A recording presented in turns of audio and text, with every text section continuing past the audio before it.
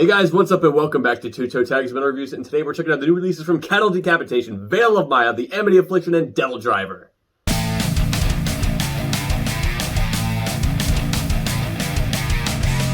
So we got a lot to cover today, and I'm going to start off with the first album that I checked out of the day, which is Terracite by Cattle Decapitation. We have reviewed this band before. We checked out Death Atlas, which came out a few years ago. I think it barely didn't get 2 toe tags. Yeah, it was on the edge, yeah. I think you gave it like a 7 or 7.5, and I think I gave it a toe tag. Something like that. It was that kind of scenario. So it was a good album, solid, regardless, right? And the album opens up with a really cool opener. Like, the first chunk of this song feels like such an awesome build to the experience. I like that a lot. I remember when we reacted to We Eat Our Young, I was thinking like, okay, I guess we both kind of thought this is just cattle. Yeah. Like, it was just kind of average Cattle Decap, but it was actually a little bit better than I felt back then. I liked it a little bit more now. Agreed. Got some cool riffs, and some cool riffs is a comment you can make for like any song on this album, really. Yeah. I think it's full of moments that really just, ooh, that's like a nasty riff, or that's a nasty filler, the nasty moment. Scourge of the Offspring, when it goes back to the main groove after the chorus, it feels so cool, just like, fuck, let's go. Super duper awesome. The Insignificance. This song feels like a 7-minute song that you listen to in 4 minutes because of how drastic the changes are in the sections of the song. And I feel like this album kind of picks up where Death Atlas left off, almost. You know, I feel like there's a lot of thematically. Well, the whole band thematically has been pretty consistent. Yeah, Existential crisis and environmentalism. Yeah, that kind of deal. But I mean, just even like sonically, it kind of feels like it picks up where that album left off. Yeah. With a lot of the more melodic stuff. Because I don't know if they were doing too much melodic stuff before Death Atlas, but they did a lot of it in that album, and I did like that a lot. The first section of The Storm Upstairs, I put it on just like, oh my god, what the hell is that? And I was just sad to not hear more of it. Yeah. Because I kind of noticed a trend starting in this song. I'm like, oh, in the halfway point, they kind of break it down to this kind of slow melodic part, but they just did that in The Insignificance. And then And the World Will Go On Without You does that again, and that's 3 songs in a row that do that. And I'm like, you know, it's a special moment when it feels more unique, but the fact that it happens 3 times in a row kind of bugs me a little bit, like, I just heard this same deal just happen. Yeah.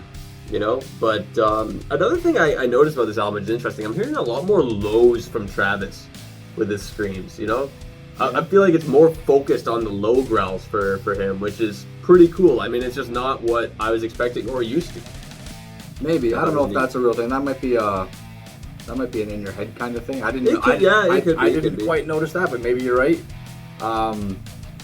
I share a lot of the same thoughts as you. You mentioned a few songs that were highlights for me as well. Scourge of the Offspring, we did do a reaction to that. I dug it at that time. I dig it now. It's a sick song. The thing you mentioned, and you mentioned The Storm Upstairs too, which is funny because I have notes about this as well, but they seem to have a good variety of like motifs that they use in their songs, and it really keeps things interesting and engaging because nothing ever gets stale. There's constant ideas being thrown around, and you get a nice flow of ideas in each song. But you are right, some of the stuff does feel a little repetitive, Just structure-wise. And one thing that I notice is a lot of the stuff that I heard today does remind me of old Cattle Decap stuff, like maybe slightly reusing certain riffs in certain ways, or just other structural ideas or things like that. Like, you kind of just listen to it and you go, oh, this reminds me of that other song. I can never remember which one, but things like that, which is not entirely bad. It is the same band, so it's not like they're ripping somebody else off. But again, this is like all on first impressions, right? So there's things you learn the more you listen to an album, and the more you get used to the structures and the motifs that they're presenting. So there's a lot to unpack. One song that I want to talk about, I'm surprised you didn't touch on, was the last track. I was actually just about to. Just another bug. If you didn't cover it, I would have brought it up. Okay, well, let's talk about it. It's over 10 minutes long, okay? Which I'm not entirely, thoroughly diverse in their song discography, but I don't know if they've ever done a song this long before, or have they? Maybe not. The I don't title know. track of Death Atlas, which closed the album, was like a 9-minute song. Was it? Okay, yeah, I just don't remember.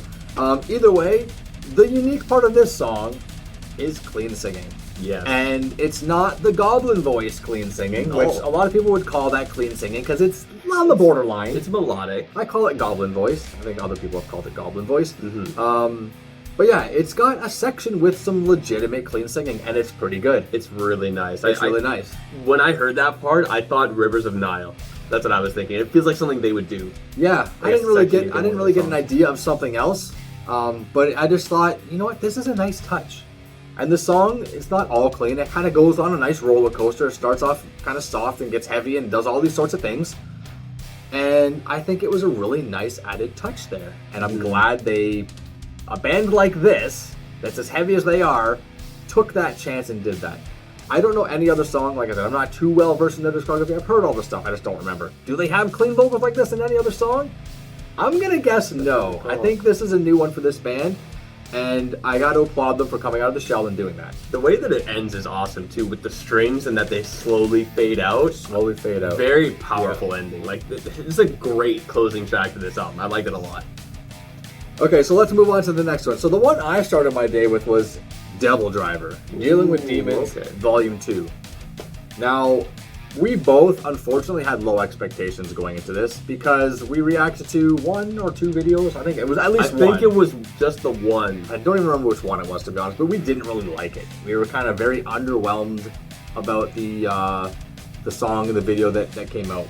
And I think my comments were something along the lines of Devildriver is a shell of the former self, or they're kind of going downhill, or they're, just writing to write. They don't really have any passion about it anymore. At least that's how it conveys. I think it was Through the Depths that we reacted to. And I remember the music video cutting so much between all this stuff. It's like they had cool stuff to look at, but they would never sit on it. It was chopped up with all the shots. With this album, this is the first, I listened to it twice. I listened to all these albums twice today. I feel like this might be Devildriver's worst album. And that sucks, because I really used to like this band. And I feel like they've just consistently kind of gone downhill. Don't exactly know what it is, but it sucks, man. A couple maybe notable songs, track numbers 8 and 9. If Blood is Life. The reason why this track stands out is because there's a groove in this song that reminds me of Revolution Is My Name by Pantera, which is one of my favorite Pantera songs. So I thought, oh, this sounds pretty cool, and I'm like, groove into it, and I go, wait a second. It's Revolution Is My Name. I'm like, oh, okay, whatever. And then the song right after that, This Relationship Broken, I thought this song had some really catchy rhythms and was kind of like making me go, oh, this is actually pretty nice. And the solo is pretty good, but overall, this album just falls flat on its face, I found, unfortunately. As someone who I guess I'm not as well versed with this band as you are, because I haven't really listened to like the old stuff, which I guess was kind of like the heyday for this band. But I remember enjoying Dealing with Demons Volume 1. I may have even given it a toe tag. Maybe. I don't recall. I do remember enjoying it. So I thought, okay, like I liked that, but after listening, and like reacting to Through the Depths, that brought my expectations down, because I'm like, this was just like, there wasn't really much there. So I listened to this album and it's like, the main note I had is that I just didn't have much to say. There's not much in this album that really stands out enough to think, wow, that was something cool, that was something super interesting. There was really nothing there. And considering it's also quite short, with only 9 tracks. 36 minutes, 9 tracks, yeah. Like, Summoning is alright. It sounded good when it started. Blood is Life, the second half was really cool. I like the riff there. And This Relationship Broken, they actually, I think, just released that as a single, either like day of release or like maybe a day or two before with a video. And after hearing this song, I can see why they chose it as a single, because of the catchiness. Like, that makes sense. That's a way to sell your album. It works. But it really just wasn't much happening with this album for me, and it kind of just feels really forgettable. Like, there's just not really much there. Like I said, I've been a fan of this band for a long time. Like, Devildriver is my second most band I've seen live. Other than like Slipknot, I've seen the most. Devildriver's second. I've seen them so many times. I've even hung out with Des after a show. Like, I was in love with Devildriver for a long time, and it's just heartbreaking in a way that for them to release something and me not have any enjoyment out of it. It really sucks. But maybe you'll check it out again down the road and go, fuck, what was I thinking? You never know, right? So maybe it's just, maybe my mood wasn't there today. But the fact that we both have the same sentiments, yeah, not looking good.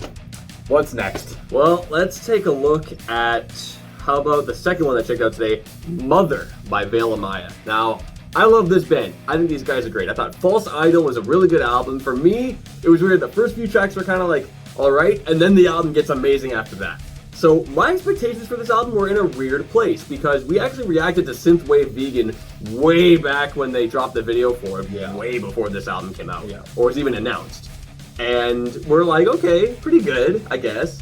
But then on metal radio, I heard Godhead, and I thought, oh my god, what the fuck was that? It blew my mind. I thought, holy shit, like what the hell is this album gonna be? And I was worried a little bit. I thought, is this gonna be inconsistently good? And we're gonna get like kind of weird tracks and then maybe a few bangers? And the whole album is full of bangers after banger. I was like shocked as to how much I enjoyed it. And I think it's a case of just an album exceeding your expectations. Because if your expectations are not that high and they're exceeded, you're going to be pleasantly surprised. Fair. Yeah. So when they exceed those expectations by a lot, your mind's going to be blown. You'll think, oh my god, this is amazing. The beginning of Tokyo Chainsaw, there's this kind of like beeping in the background that reminds me of Future Breed Machine by Meshuggah. And then there's like a part where they kind of change rhythms and it kind of sounds like what they do in that song. I'm like, wait a minute, huh? Kind of sounds like they're intentionally referencing it there. But a lot of songs, like Godhead, incredible. Might be my favorite song so far, but I mean, there's so many good ones. Artificial Dose throws down, and I wasn't really expecting the cleans to come out in the chorus there, but I think melodically, the album is great. Red Fur, awesome mid-album transitional track, and I love the melodies in that one as well. Reconnect, I think, is a really good follow-up to Godhead, because you have Godhead, which is like this brutal, pounding song, and Reconnect is a lot more melodic and lighter-hearted. This album does not feel like 35 minutes. It feels like 45. You know, like, it feels like a bit more of an average length, because this is on the short side, but it didn't feel that short. And maybe it's because I was just so into all of the songs, like, it was just consistently awesome. Like, this album was awesome. I find it really interesting that you use the phrase intentionally referencing when I would have just said copying or ripping off. I mean, consider that Periphery did the same thing on Wildfire. Like, that solo section sounds a lot like New Millennium Cyanide Christ, and it doesn't feel like a ripoff, it feels like a reference. Yeah, or maybe more like an homage. Or an homage. Or you can see clear inspiration or something along those lines. But I don't know, I like to just say ripoff. That's just how I do it. You know what? I wish I shared the same feelings as you did, because I went into this with slightly high expectations, thinking, you know, I was going to really enjoy it. And unfortunately, I didn't. I felt like maybe it was just all too much, because you mentioned the songs are kind of like banger after banger after banger. Maybe that's the case. That's not how I felt, but maybe that is the case. But maybe that's a little bit to a fault, because it doesn't really have much room to really breathe.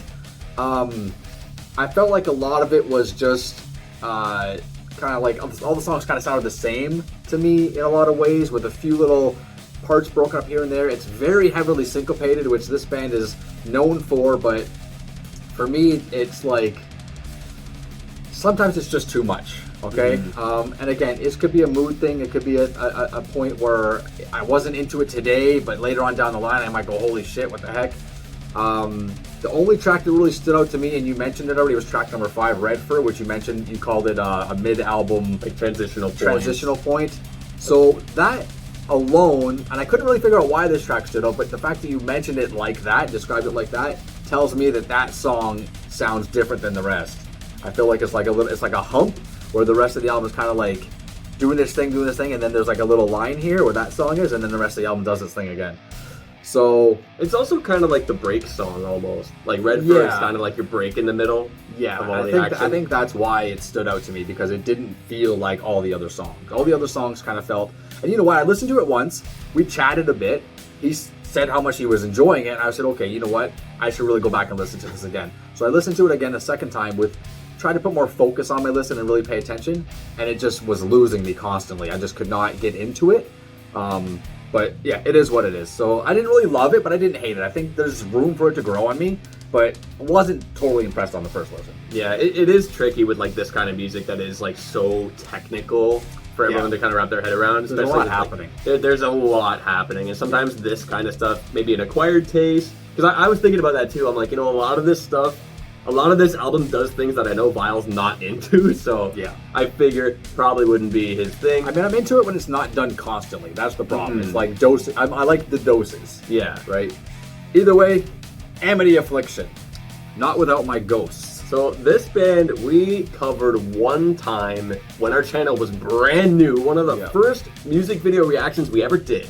And it was for a song called I Bring the Weather With Me. The only thing I remember is I think there was like a funeral and there was rain. I think. Sounds familiar, yeah. And I don't remember too much about the song, but my expectation was like, okay, this is like metalcore, but it's kind of like on like the more kind of emotional side. I think it's been years since I've heard this band. Like I haven't heard them in years.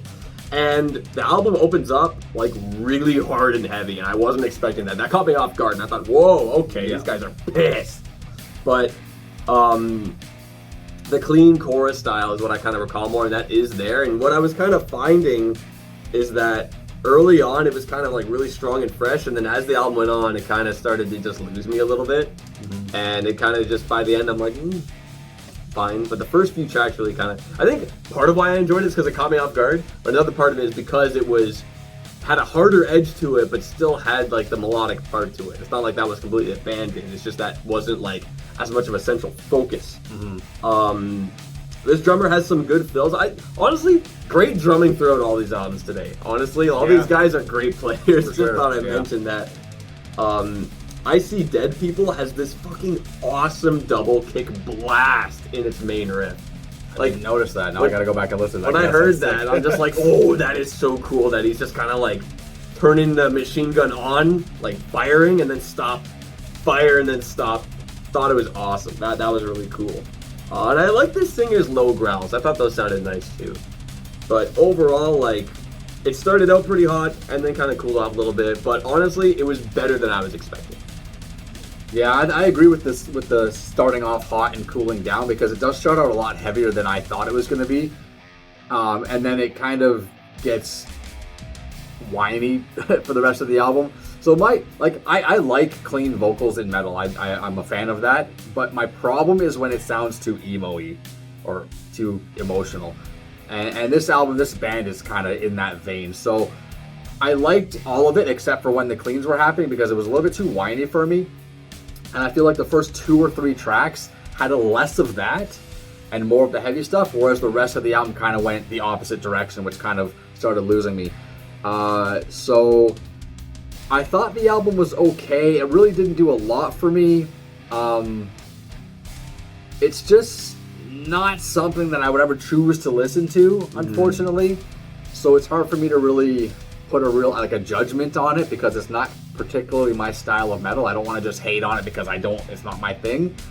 But I do think that there's stuff there that can be enjoyed for anybody. But yeah, for me, this was another dud for me, to be honest. But with that said, 4 albums talked about. What are we reviewing? Well, I feel like considering this album out of the 4, I guess we both enjoyed. Because the other 3, I guess, but 2 of them neither of us really enjoyed that much. One of them I loved and you didn't, but the other one I think we both enjoyed, and that was Terracite by Decapitation. So that's the album we're going to be reviewing, and we will be listening to that album all week, and we will be back next week to give you guys our full and final review of that album. Anyways, guys, that's all we got for you today. Remember to like the video if you like it. Comment, tell us in the comments below, what do you think of today's new releases? Lots of different sounding metal today, so let us know your thoughts, and subscribe if you guys are new to the channel. I'm TV Fish. And I'm Wild Self. And keep the horns up.